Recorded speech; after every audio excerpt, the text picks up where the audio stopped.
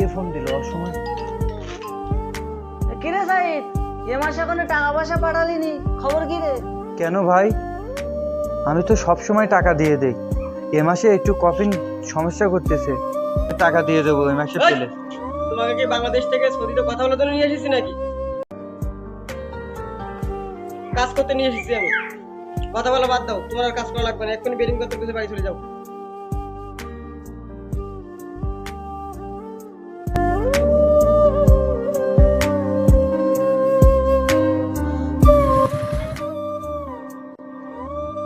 ভাইয়া, কি বিরা, তুই হঠাৎ বাড়ি কেন? কি সমস্যা কি?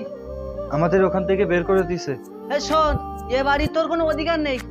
এ ঘর বাড়ি সব আমার, এর কোনো তোর আমি যে বিদেশ থেকে এত টাকা পাঠাইছি, সেই টাকাগুলো তো কি করছেন আপনি? টাকা পয়সা খাওয়া দাওয়া হয়ে গেছে, টাকা পয়সা থাকে নাই।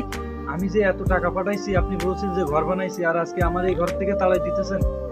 তোর কোনো এ ঘর বাড়ি কোনো জায়গা জায়গা জমি নেই, কোনো তো সম্পর্ক নেই। ঠিক আছে, আমি চলে যাচ্ছি। যে বাড়িতে আমার মা বাবা নেই, সে বাড়িতে আমি থাকতে পারবো না।